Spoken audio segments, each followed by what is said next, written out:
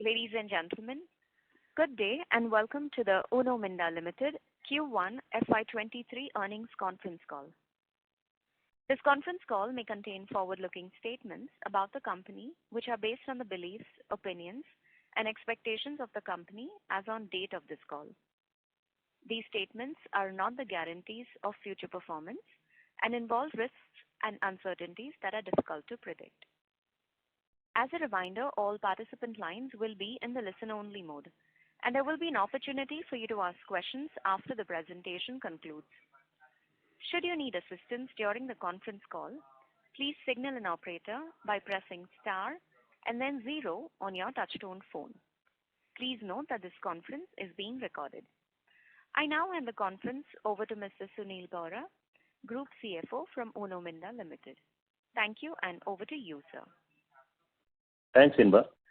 Good evening, everyone, and a warm welcome to all the participants. On this earnings call today, I am joined by my colleague Ankur Modi. We have uploaded our financial results and investor presentation for Q1 FY23 on the stock exchanges and our company website. We hope everybody had a chance to go through the same. Recently, we have changed your company's name from Minda Industries Limited to Minda Limited, and also launched a new tagline called Driving the New. This change is intended to reflect the unique legacy and identity of the company as a leading Indian automotive systems supplier and also a leader in technology and solutions across customers, consumers, distributors, partners, and employees. The renaming initiative will further strengthen and unify the brand Minda. I would also like to inform that consequent to name change, our stock code has also been changed to Minda. Before speaking about the company's performance this quarter, I would like to throw some light on industry front. Automotive industry had its own challenges over the last 4 to 6 quarters due to rising commodity prices, shortage of chips and semiconductors, and geopolitical tensions across the globe. However, we tend to believe that the worst is behind us. The industry is progressing well and is on a high growth trajectory. Large-scale digitization and technological upgradation, the rapid growth of the economy, and learnings from past 2 years of the pandemic are expected to come in handy as demand continues to remain resilient, notably in the two-wheeler and passenger vehicle segment. We have also witnessed demand picking up for CV industry, which is a good sign for the Indian automotive industry to be poised for sustainable growth going forward. Our discussions with customers are encouraging and gives us an optimism for the outlook for FY23. We expect the festive season to do well, including the rural market, as the vaccination push is aiding the economic recovery, and so far the monsoon is also progressing well. We had seen good growth in last quarter in two-wheeler, passenger vehicle and CV segment. Industry grew as compared to previous quarters, and volumes released by various OEMs for July also ended on a positive note, with Q2 FY23 looking positive. The PV segment is on the dream run as retail sales picking up with the economy stabilizing and approaching near normal. Also, the industry is continuously launching new models in the PV segment, which is adding fuel to the growth prospects. On the EV industry, the Indian government had been taking multiple initiatives to push for the EV adoption. We believe that the EV industry is at the cusp of the multifold growth. As the market and technology advances, EV market penetration is expected to increase rapidly, especially in two-wheeler, three-wheeler and PV segment. The demand momentum for electric two-wheelers remains strong, with a high growth in FY22 and Q1 of FY23. EV adoption across the supply chain requirements, especially by the e-commerce players for the last mile deliveries, may also entail higher acceptance and penetration of the EV vehicles. We are optimistic about the demand scenario from both domestic and international markets. Supported with a diversified product portfolio, increased content per vehicle, and cross-selling of products to our existing customers, we maintain a positive outlook on revenue growth. We continue to deepen our R&D efforts, enabling us to seize the opportunity in the automotive segment, especially from the EV space, which points to a solid future. Moving on to financial and operational performance for Q1 of FY23, you may refer to slide 5. The company has been expanding its capacities in alloy wheel, considering increasing demand on back of increasing application. During the quarter, we started commercial operations of 60,000 wheel per month capacity in Bawal. Out of 60K, 30K was commissioned in April of 2022, while remaining 30K was commissioned in June 2022. Consequently, four-wheel alloy wheel business also reported increased revenues. On two-wheeler alloy wheel business, we are happy to inform that all 4 lines which were part of phase 1 expansion, which is 3.6 million wheels, are now fully operational, and incremental revenues are expected to start flowing in from Q2 of FY23. We have also started commercial operations from our four-wheeler lighting plant at Gujarat. While we continue to increase our kit value in some of the recently launched facelift models from Japanese and Indian OEMs, we are also thrilled by the incremental order wins from the EV OEMs for both EV-specific components as well as our existing products. We will talk about them in detail in subsequent slides.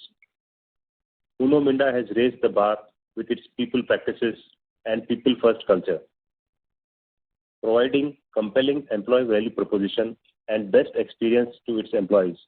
We have recently been recognized among the top 50 India's best companies to work for, and also as one of the best workplaces in auto and auto component for the year 2022 by Great Place to Work Institute. Coming to a financial and operational performance, you can refer to slides 7 and 8. At consolidated level, revenue from operation for the quarter increased by 59% year-on-year basis to 2,555 crores from rupees 1,602 crores reported in Q1 of FY22, while revenues increased 6% on quarter-on-quarter basis as the industry volumes gradually recover with easing supply chain constraints. We would also like to appraise that we have reported our highest quarterly sales in Q1 of FY23. We have witnessed growth at almost all businesses, especially alloy wheel division.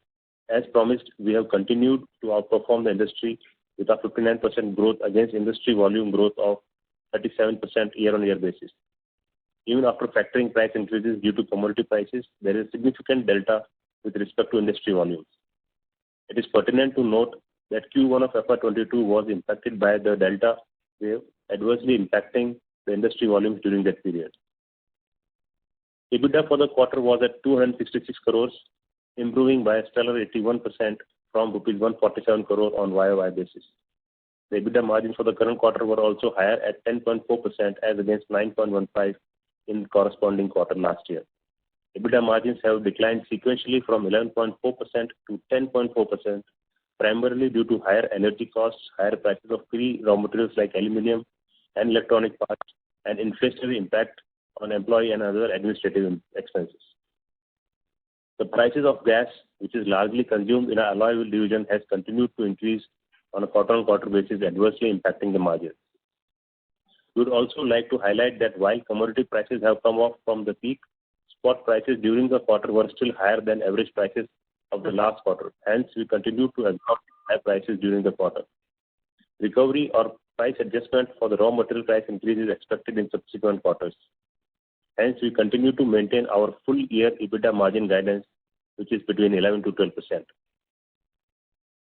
Finance costs have increased sequentially from 13.5 crore to 16.8 crore, however, still lower on YOY basis. The sequential increase is on account of increase in debt as well as increase in borrowing cost pursuant to interest rate hikes by the Reserve Bank of India. Other non-operating income for the quarter returned to normalized level at around 10 crores after the one-time gain of around 9 crores in the last quarter from revaluation of investment in Minda Aluminium, post increase of stake by JV partner from 70 to 88%. We see sequential reduction in tax expenses from 48 crore to 31 crore as we have moved from old tax regime to new tax regime, having lower tax rate. We continued in the old tax regime till last year as certain tax benefits were available only in the old tax regime. The profit after tax, which is a MIL share for the quarter, was at 139 crore as against 15.4 crores in Q1 FY22 and 144 crore in the previous quarter. Coming to the business segment-wise performance, moving to product lines, starting with switching system, you may refer to slide number 12. The segment achieved revenues of 730 crore for Q1, contributing 29% of our consolidated revenues. We continue to receive orders for new generation switches like sunroof, cruise control, power window switches, paddle switches, vehicle stability switches, etc. from various OEMs. Exports is another big revenue stream which is growing fast, especially in the two-wheeler switch segment. Moving to lighting business, it has achieved revenue of 582 crores for Q1, contributing to 23% of our consolidated revenues. Lighting segment has won many large orders in last 1 year and poised for promising growth in the coming years. In continuation of the same, we have won another large order from a new EV OEM for complete set of headlamp, tail lamp, blinkers for their newly launched model. Moving to our casting business, it has achieved revenue of 484 crores for Q1, contributing to 19% of our consolidated revenues. Casting business continued to grow with expanding capacities with increased demand and application. As informed earlier, Bawal expansion of 60K four-wheel alloy wheel is completed, while Gujarat is in progress and expected to commission by Q1 FY24. Volumes are increasing in two-wheeler alloy wheel as the fourth line come on stream. Moving to acoustics, slide 17, our acoustic business had achieved revenue of 172 crore for Q1, contributing 7% of our consolidated revenues.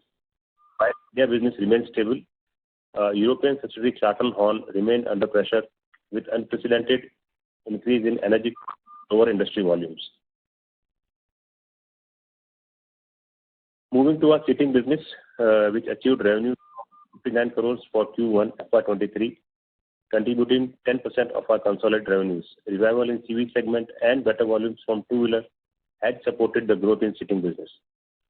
Moving to other product businesses, which have achieved revenue of 328 crores, contributing 13% of overall top line.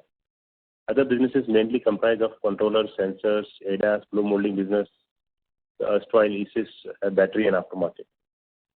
The share of profit loss of associate joint ventures for Q1 was at 22 crores against a loss of 5 crore in Q1 of FY22. The share of profit has decreased sequentially, primarily due to inclusion of price increase for previous quarters in Q4. While all our JVs contribute positively, major contribution came from Denso-Ten, Roki and TG. Moving to aftermarket and export, you can refer to slide number 14. In terms of our revenue pie for the quarter ended June 30th, OEM business accounted for 91% and aftermarket businesses at 9% for Q1. Our aftermarket division revenues were at 223 crores as against 114 crores in corresponding quarter last year. In spite of a cyclically weak quarter, aftermarket has maintained their revenues.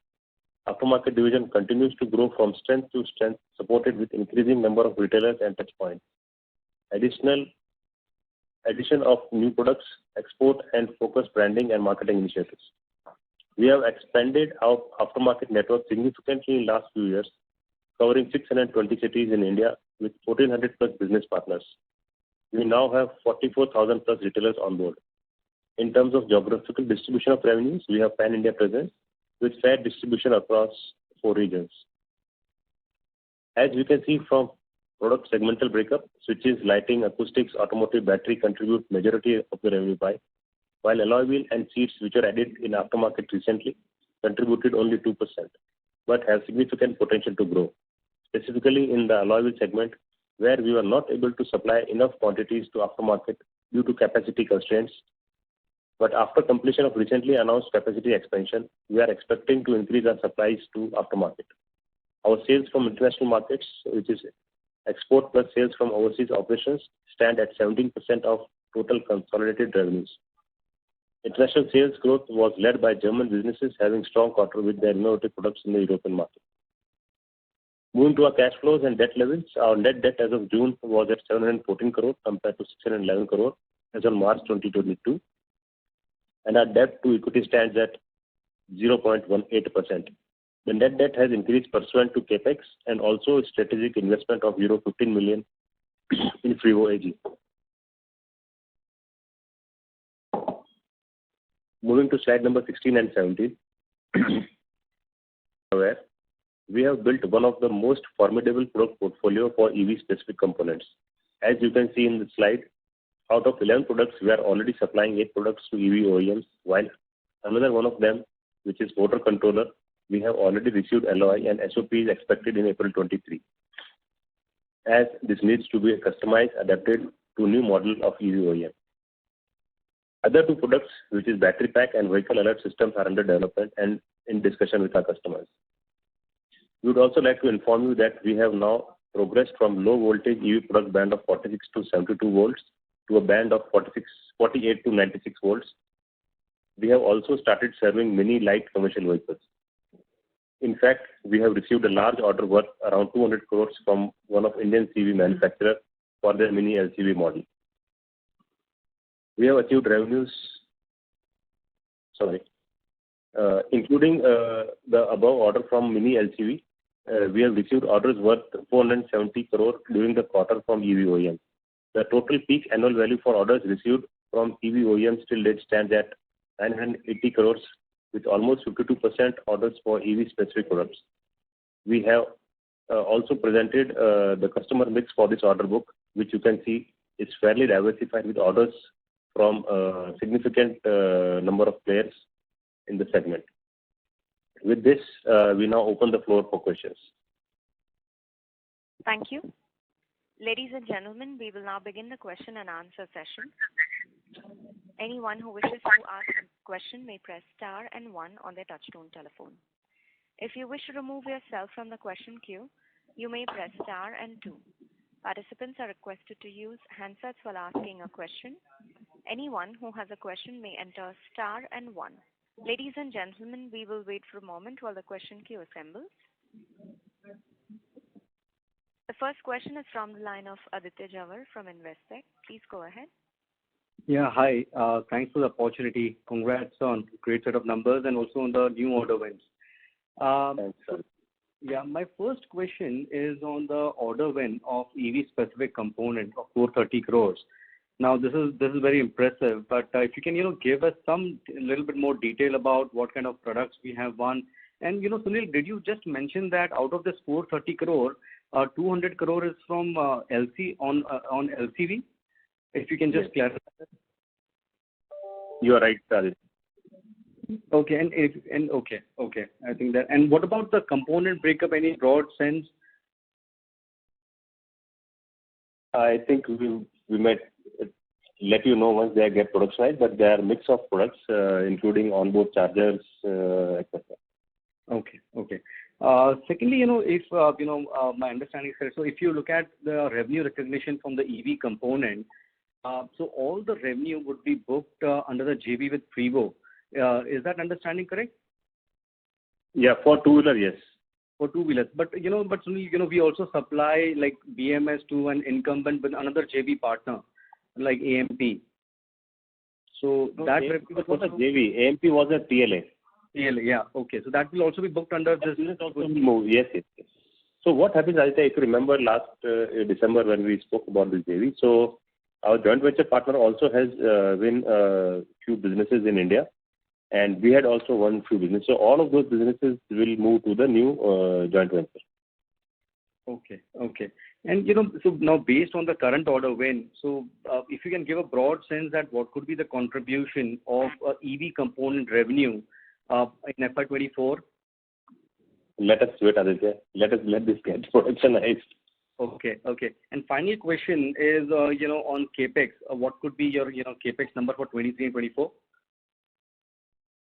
23, 24. Yeah, FY23 and 24.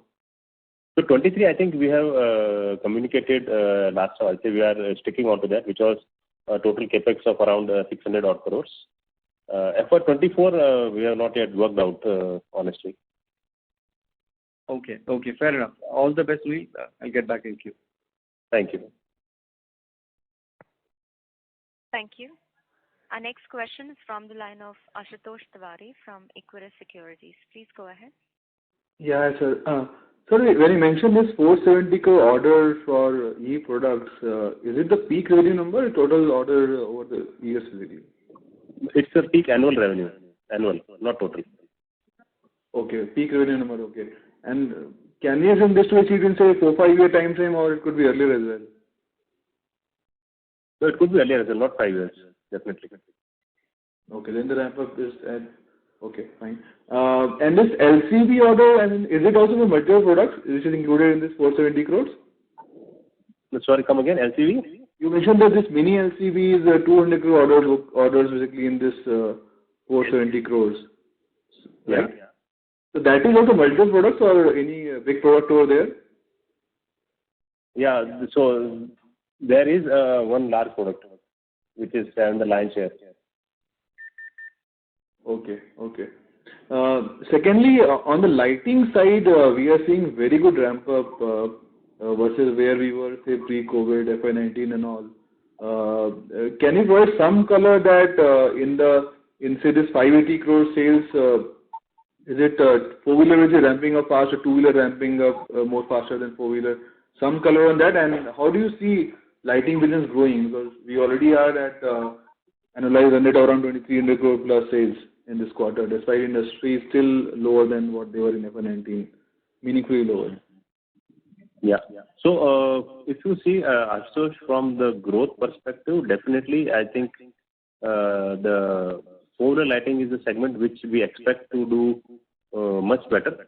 However, if you see from quarter-on-quarter basis, I think the numbers are broadly in line. But from future perspective, as we have been speaking, the four-wheeler lighting business with this new addition of all these LED businesses which we were not having earlier, which we already have in two-wheeler segment. So we are expecting EV segment to outperform in terms of growth vis-a-vis two-wheeler in lighting. And currently, what would the mix of two-wheeler, four-wheeler in this? Broad mix, if I have to see this quarter, is broadly equal. Okay. And lastly, on this alloy wheel side, there again, we are seeing good ramp up. So what was the revenue in four-wheeler and two-wheeler separately in this quarter? So alloy wheel two-wheeler this quarter was not very, very significant. I think it was roughly around 100 crores for what we call two-wheeler segment. And for the four-wheeler is roughly around 300 crores. 300 crores. Okay. And is, like, say, now two-wheelers in green in terms of EBITDA and PBT level? So two-wheeler is? Yeah, two-wheeler is not burning cash now. Okay, it's not burning. Okay, thanks a lot. I'll join back with you. Thank you very much. Thank you. Our next question is from the line of Mumuksh Mandlesha from Emkay Global. Please go ahead. Thank you so much for the opportunity, sir. And congrats on a good performance and a strong EV order book. So is it possible to share some time period of the order book, sir? Like when would be the starting period for this and how long it will be, sir? Yeah, so starting period is somewhere around 24, 25 onwards. And second was, how long? Yeah. How long actually depends on the life of the model actually. Right. And some sense on what could be the breakup between the new age players and the incumbent players, sir? New age and incumbent players. Yes. For this is 1,000 crore. Yeah, the 1,000 crore basic total EV order book, sir. Or I think even I have to work out.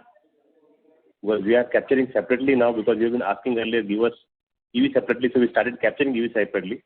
Now you're saying within EV itself, new age OEM versus the existing ones.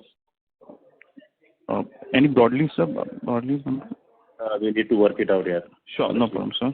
Because we have started capturing definitely what we call in customer-wise, but I think we also need to think whether we want this much information because some of it is also a little more competitive information, honestly. Right, sir. And sir, what would be the a pending price hike required to pass through the inflation, sir, commodity inflation? Look, commodity, I think we were happy that we have able to pass fully actually. now what is happening is even now gas is, people are saying, is falling under commodity because the prices, the kind of increase we have seen in the gas, I think they have been humongous and unprecedented. So we are in discussion with some of our customers if sort of that can also be considered as a commodity is possible, which is not as of now.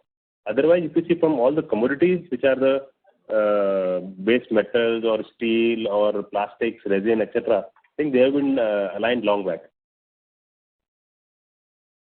Right, sir. Thank you so much for the opportunity, sir. Thank you. Thank you very much. Thank you. Our next question is from the line of Siddharth Begra from Nomura. Please go ahead. Yes, sir. Thanks for the opportunity. Sir, in your commentary, you highlighted that for some of the models where there has been facelift also, you have seen increase in the kit value. Possible to highlight what will be the quantum, and is it only because of the mix changing, or for a like-to-like basis also the value has gone up? No, there have been significant increases for some of the products which were not there in some of those models. I won't take names, but I'm sure you know that a lot of companies are now, or customers are doing facelifts. So across the board, I don't think there is any exception. We have been able to increase our kit value significantly. And this kit value increase is not only because of what you call commodity price, it is also increased maybe either share of business or either addition of more products or more systems which are not there in the preceding model. Okay. Understood. And second is on this EV order book, you have also mentioned that you have received orders for the motor controllers and the converters. So these are also part of this order book which you say in EV specific components? Yes. Okay, got it. Lastly, sir, in terms of margins, can you highlight which segment probably has seen the maximum pressure, and where do you expect improvement if we start expecting improvement from current level? I won't call it a pressure, Siddharth. You know very well that Q1 we know we have profitability versus Q4 is not comparable, even though we do it, rightfully so. And you knew about it, so there is no surprise. But in terms of what has maybe not worked so well was, or what I expected was primarily the aluminum prices. So if you see the prices at which we have been buying aluminum versus what we have been paid by the customers for Q4, that has, based on Q4 average, has been the biggest hit, number one. And number two, obviously you do expect in 1st of April, there are a lot of contract services where the inflation starts kicking in, also your increments, pay cycle, etc. So all that also has an impact immediately starting from the Q1 versus Q4. So I think this is broadly, I would say, in line, except this aluminum and also this gas prices, which had made some significant dent in our casting businesses. Understood. So lastly, if you can share the revenues for the sensors, controllers, and probably the FIO entity if you have it. The sensor controller is roughly around 100 crores for the last quarter. Sensors, controllers put together is 100 crores. Yeah. Okay. Thanks a lot, sir. I'll come back. Thank you. Thank you. A reminder to our participants, if you wish to ask a question, you may press star and 1. The next question is from the line of Mukesh Saraf from Spark Capital. Please go ahead. Yes, good evening, and thank you for the opportunity. My first question is on the EV orders itself. You mentioned 430 crore order in 1Q, but obviously production starts next year. And in the previous slide, you had also mentioned that you're already producing, say, 7-8 components, and it's only motor controllers and DC-DC converters that we are not producing as yet. So would it mean that this order book of this orders that we have received in 1Q is largely only for these two components? Because the other components we are anyways producing already. No, it's not like that, Mukesh. So what happens is, one is what you are producing, which is fine. The new business, what we have received, their SOP obviously is linked to the next model launch with the customers. Something might be next year, something might be year after. And of the total 7 products, they are all under production. we have mentioned that there are some small orders which we have received additionally. For that, SOP is H1 FY24. It is not that everybody else is delayed or something like that. In fact, there have been some businesses where we got business even from the telematics aspect also. So I don't think you have mentioned here. So telematics is the one, motor controller is the one, DC-DC converter is the one, onboard charger is the one. There are a lot of products we have got business. Right. Understood that, sir. And my next question is on the seatings business.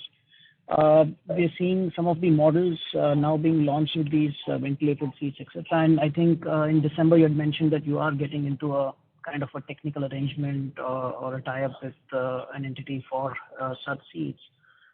Could you give some any updates there on the seating business and how are forays into the PV space overall for the seating businesses? Yeah. So PV space we are still working, but in terms of the temperature control seats, you are right. We did a TLA with a small startup called Dama a couple of quarters back. So that is currently the work is under R&D, where we are sort of putting those under.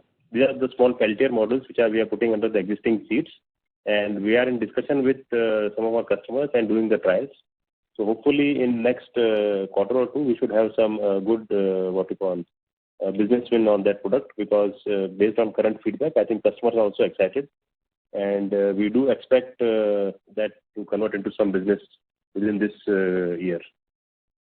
And that would be for PVs, sir, largely? No. Not for PVs. Not for PV. That is for that can go into PV, but as of now we don't manufacture PV. So this will primarily go into two-wheeler and CVs, and also for PV we are working on our aftermarket segment, where still the work is in progress. So we'll let you know once we see some success there in terms of the product launch, at least for the aftermarket segment. Because what happens, the temperature control or the module need not necessarily be mandatorily fitted in the seat. It can be part of the accessory or the cover as well. So we are working to see how do we put it as part of that accessory and at least get into the aftermarket, and that will also give maybe some sort of a feedback to us also, and maybe to our customers also in terms of market expectation. Right. And just lastly, I think you touched upon this in terms of raw material cost hikes, etc., and aluminum. But could you give some sense on what is the under recovery so far that we have, and what do you think we'll be able to pass through in the coming quarters? So that's what I was trying to say, Mukesh. We have been able to align all our contracts, all our commodities, with all our customers in terms of pass through. So now what happens is every quarter the price gets reset. So in Q2, I will be invoicing my customers based on the pricing of Q1. So if my pricing for Q2 is either in line or better, then it's good.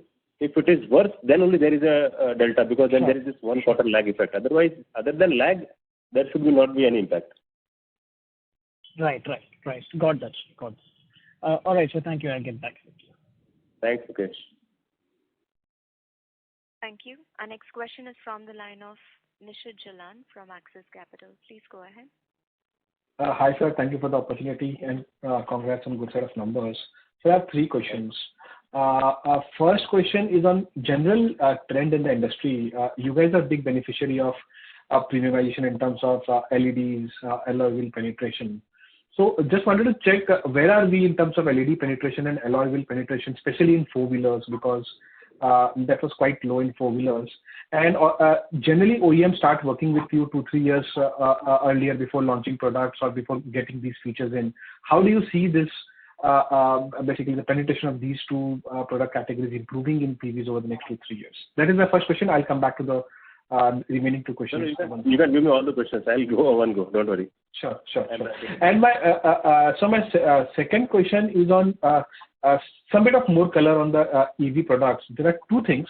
One, we are seeing these days that OEMs is looking to own a lot of technology and give orders to the ancillaries just for basically contract manufacturing kind of and design is still owned by the OEM. So just wanted to understand, in your case, how are you seeing these? What is the breakdown between products where you own the design and what is kind of a build to order kind of a product? And secondly, within this EV only, we are seeing a lot of OEMs right now seeding the market, willing to operate at a loss and all. How is the scenario in terms of pricing when it comes to components, right? So whether OEMs are very, very aggressive in terms of pricing in the OEMs, or whether we will be making similar level of margins in these products compared to what we make on the IC front. Thirdly, you have shared some kit value data in your PPT. If I look at and compare to FY22, in FY22, we have seen a big increase in executive and scooter within two-wheelers.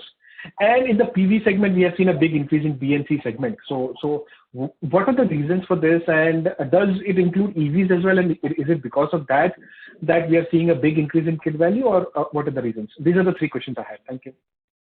Okay. So let me go one by one, Nishit. So the first one, you were saying, where are we on penetration in terms of LED and four-wheeler alloy wheel, and where do we see it in next 3-4 years? So in terms of LED and you said it's primarily for four-wheeler. So LED for penetration for four-wheeler is still in high teens. It's not very high as of now because of the sheer, what we call the cost and the impact. What we see as of now, and if you see the lamp, one is full LED lamp, another is a simple DRL. You have a daytime running lamp, which is LED. So we don't call just putting a DRL as a LED lamp. LED lamp is very different than just simply putting a DRL. Right. So while we would see that most of the cars now having DRL as a standard, but that does not mean all the lights are LED. So there is a difference, and that's why this number is low. And we do expect this to grow, but this may not grow very, very high rate because it has got a very big price impact. It's like 2.5 times. And from customer perspective, I think, and you may also take a feedback, and I'm talking this on a personal basis, and some informal feedback, that people might be happy with the DRL thing and all that, because LED versus a normal lamp also, there is, because of cost delta, people are not very, very, what we call, coming forth that they want an LED lamp. Because DRL itself gives a feel of a LED lamp. So that's on LED. In terms of four-wheeler alloy wheel penetration, when we entered the business, it was around 12%. Today, we are at around 35% in terms of LED penetration. And in next 3 to 4 years, I think this is the segment where the penetration is continuously increasing, and we do expect this to go into maybe in the early 40s in next 3-4 years, and continue to grow even thereafter. And just for a reference, in terms of some of the globally developed countries, this penetration is almost like 85-90%, or maybe even more. So that is on the your first question. Number 2 was your EV products, more color, whether we are doing contract manufacturing or whether there is a design by us or OEM, are we doing build to print. I think mostly as of now it is designed by us, not by OEM, but there are whatever personalization we need to do based on what customer asks. So that's being done. Otherwise, mostly the design is owned by us, and it is not built to order in terms of materiality. I think our ownership is more versus the later. The third was OEMs willing to operate at a loss. They are very aggressive. I can't comment on it because whether they are at loss or no. The market itself is, I think, asking for the penetration. But from our perspective, we are clear. We are not going to put any additional capital if the business is coming at a loss. So we do expect the business to generate the average margin, but only catch is that at initial volume, when the numbers are very low, that time we might not get average, what we call contribution, or average EBITDA margin, because of the sheer operating leverage. So once the numbers get into some reasonable level, we do expect that also to be in line with the group average profitability. And the fourth question was on kit value data for FY22 segment wise. For four-wheeler, there is an increase in what we call switches, in lights, infotainment, airbags, etc. And you also asked for what we call CV, right, or two-wheeler? No, two-wheelers. I asked for scooters, and executive segment has seen the biggest increase in content in FY22 versus 21. Yeah, so scooters, and that is what both wheels and seats. So seating was acquired from 1st of April, and wheel was also this year. So wheels and seats were the addition this year. Got it, sir. Got it. Thank you. Thank you very much. Yeah, thank you. Thank you. Our next question is from the line of Ronak Sada from Systematics. Please go ahead. Yeah, hi, sir. Sir, for the first question is on the two-wheeler alloy wheel side. So one, we have announced this new capacity. So if you can just help us understand, is this confirmed orders given it's more on import substitution? Second, you also mentioned that we are now EBITDA break-even. So if you can help us understand, so is the efficiency level still low given all the 4 lines are operational, or is it mainly due to the high aluminum cost, which is, resulting in lower profitability here? And secondly, given we have been working on four-wheeler alloy wheel for such a long time, when do we see the two-wheeler alloy wheel being, equally profitable? Okay. So, first question first. Two-wheeler alloy wheel, you said we are announced the capacity, and whether it's import substitution or new order, difficult to say for us. It's all new orders because definitely country has been importing more than half of its requirement. Almost 60% was imported. So difficult to say which bucket it is falling, but for us it's all new orders, and whatever capacity we have, it's almost like I would say booked. Definitely depends on the timing of the model launch, etc. So we do have the pressure from our customers to start the project fast and complete. However, it will take some time, which is by end of the current financial year or the first quarter of next year is what we are expecting. In terms of profit, you asked whether it is at capacity or what is it. So as of now, we have just started the 4th line.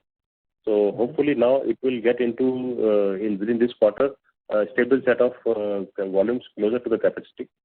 And in terms of four-wheeler, you said when do we see two-wheeler equally profitable? I wish, Ronak, that we could get into that zone. But there are two differences. When we entered four-wheeler alloy wheel business, there was anti-dumping duty, which was not the case in the two-wheeler segment. And number two, two-wheeler business is a little better asset turn versus four-wheeler business. So four-wheeler business is 1.25 asset turn, and two-wheeler is almost like 1.5. So to that extent, even if at a little less margin, I can get sort of a similar ROCE. So I think that's in terms of profitability. But in terms of absolute profitability with respect to four-wheeler, difficult to comment as of today. Right. So when we say it's now EBITDA break-even, so that is what I wanted to understand. Where we look at per kg basis or even on a percentage basis, what is, when do we reach, let's say, the desired profitable level? Is it only with, stabilization in capacity? Or there hopefully we should get to stabilize normal levels within this calendar year, maybe by Q3 max. Okay. Because this quarter is in the ramp-up phase. So I'm assuming we get stable operations in the next quarter. Got it. Second question on the Frevo joint venture. So we were, supposed to invest in the German entity as well. So has that happened? And in terms of the transfer of business or assets, is there a specific timeline to that thing happening, or that is more on business as usual for us in terms of from a compliance and maybe the accounting level? Yeah. So yes, we had invested 15 million euros in June in Frevo. So we own roughly 5.5% in the entity. And in terms of asset transfer, definitely, as you know, that currently the business or the manufacturing is done from our facilities in Pune in the controller division. But once this new plant is ready, I think that's the time where we will shift the business from Pune to here. And that also we have to take a call at appropriate time because there might be customers in Pune and there might be customers here. So we'll see at that point in time how much we want to shift, how much we should not, because you'll see based on the maybe the commercial or the economics. Because if you shift here, then obviously there is a logistics and other cost which creeps in. So we'll evaluate that point in time. The first is that we need to get our north plant up and running, for which the construction has started. We had bought land in the last quarter. Construction also has started. So we should have this plant up and running in next 3 quarters. Right. Perfect. Thank you. Thanks, Ronak. Our next question is from the line of Rishi Vora from Kotak Securities. Please go ahead. Thank you, sir, for the opportunity. I have a few questions. First is on Clayton Horns.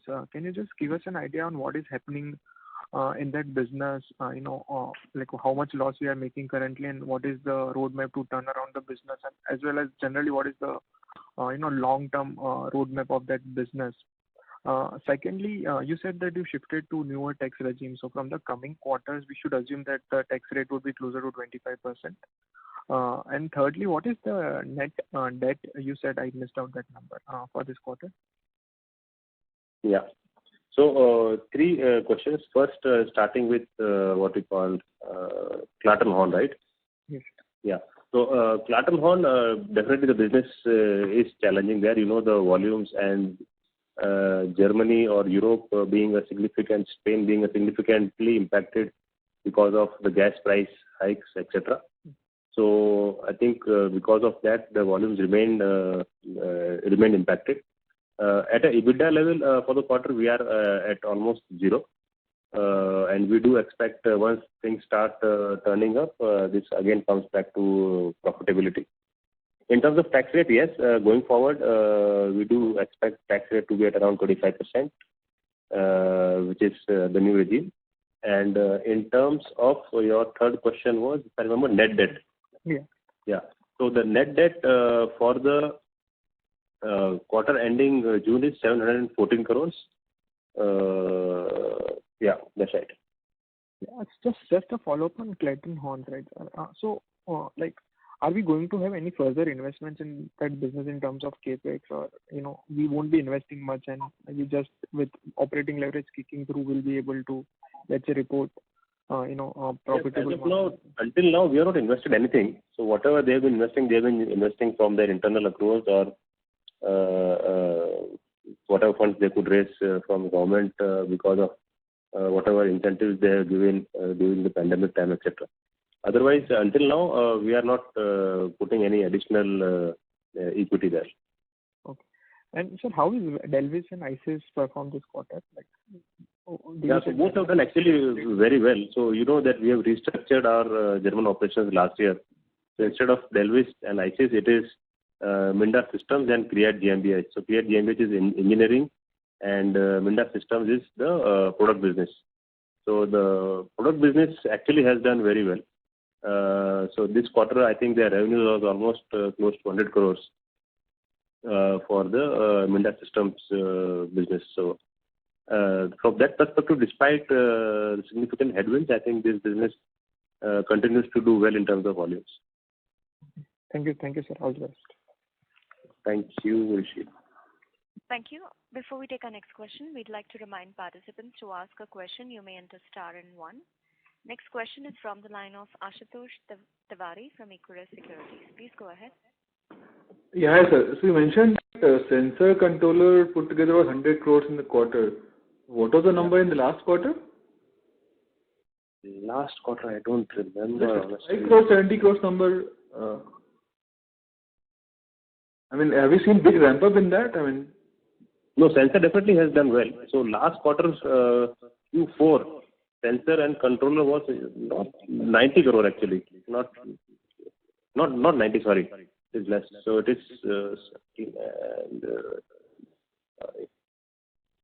it was 82, 83 crores, which has gone to 100 now. Okay. And we also mentioned one oil sensor order received. So this should further ramp up from here, right? Yeah, you're right. That will be in the coming period. Okay, so this is now actually moving towards what you were guiding earlier. Yes. Okay. And secondly, on this aftermarket business, if I look at lighting is now almost like 31%. So was lighting always largest in our aftermarket, or it has increased recently? No, I think this is the same trend we have been following. Lighting and switch are and acoustics. I think these three were the larger businesses, and we have been able to maintain our market share and grow a little bit, but there is not a significant delta actually. Okay. And alloy wheels and seats are something which can probably ramp up very fast. I think because capacity. Yeah, so actually alloy four-wheeler we have been running more than capacity, and we have been finding difficult to meet our customer requirements. So that's why this aftermarket segment have been starved. So post this new capacity addition, I hope that we can give some volumes to our aftermarket business as well. But sir, if you're like say, I think currently you're 300,000 wheels per month, right? And 30 will be added by Q1, right? That is the capacity right now with us. 3 lakh. Yeah. So Bawal will be 180 and Gujarat is 120 and 25, 150 roughly. Yeah, you're right. So see, because of us, this 30,000 already came in April, and still we are short of capacity.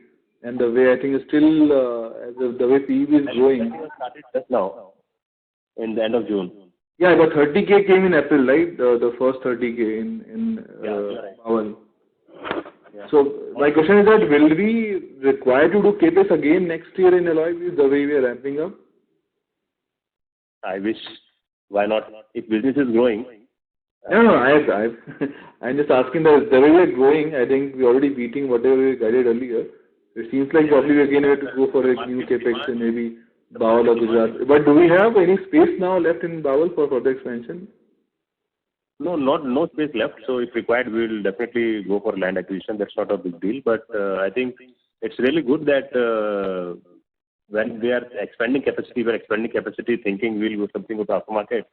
But I think the OE demand has been running ahead of us, which is a good sign that we continuously sort of generate business and grow. And we have been consistently saying that this is a business where, and we just spoke about a little while back, that penetration currently 35%. We do expect it to consistently grow over next, with my personal view, will grow over next 5 to 10 years. So we definitely would need capacities because when we are talking only percentage. So there are two aspects. A, the percentage application grows and B, volume itself grows. So there will be a double demand growth. I think that's what will keep this business growing. Okay. And also just on this alloy wheels only, I think there are number of varieties of alloy wheels like diamond cut and all. So is the premium category growing more and the share is increasing, the premium kind of alloys like diamond cut and all? In fact, soon you will see even the new type beyond diamond and others is now you will have some different colors as well.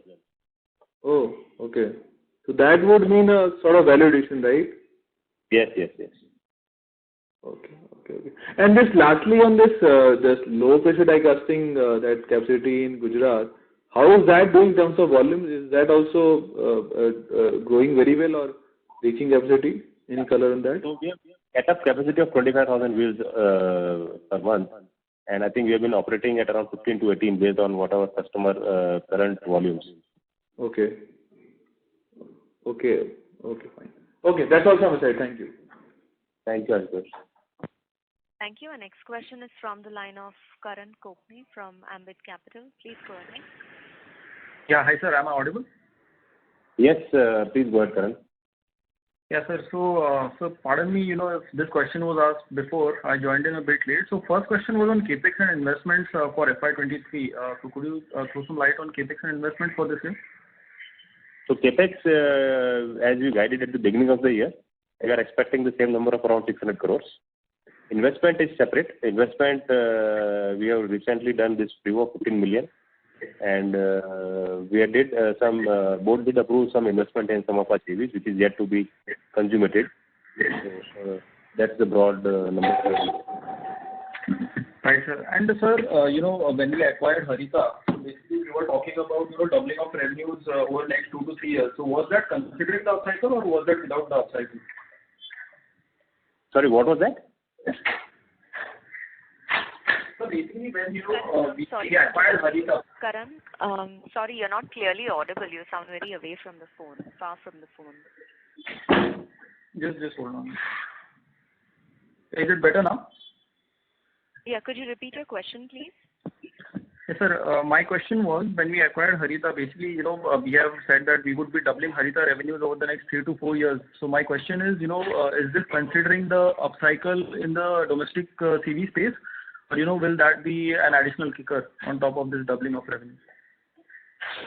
No, everything was settled, Karan. That's what when we say we will double the volume in 4 to 5 years, everything is considered.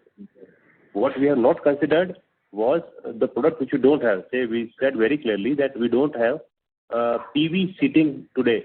So in case we are able to get into a passenger vehicle seating, that will be additional. In the existing business where we are, there is no carve-outs.